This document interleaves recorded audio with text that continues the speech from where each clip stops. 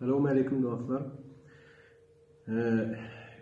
Önkü postlarda Mahtumul İşan'ın neçe bir tane qoşluğunu aydım bolupdu, şonu koydum.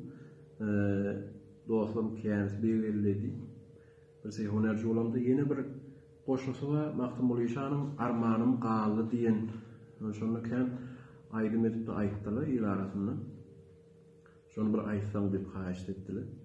Şimdi meni öyle aytılışy ýa-da yüreğime öýrep aytışym var. Şonu sizin göwrüňize ýarar dep umyt etdim, şonu aytyp bereň size.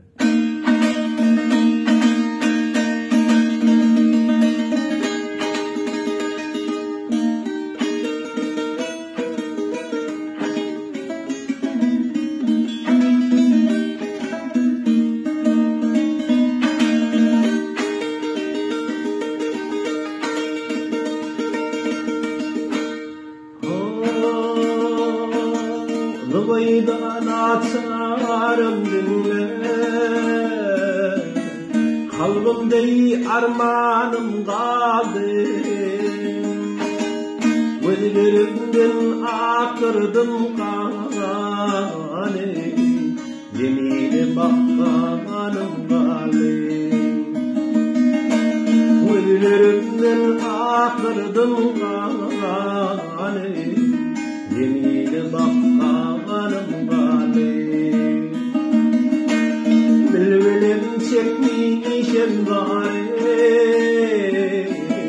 soğuldu aşkım bağları. Vuruldu hicran hanzarı, ağlap minni yarım kaldı. Vuruldu hicran hanzarı, ağlap minni yarım kaldı. Günnen derdim ardı, görmedim zalim yurdu. Rahmet çekir ağlar ardı,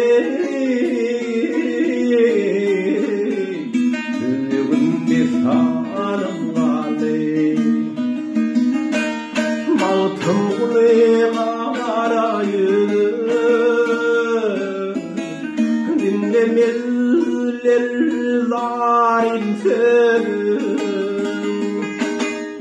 Lıvayda yaşlasın gözüm, haritsizlik kanım kaldı.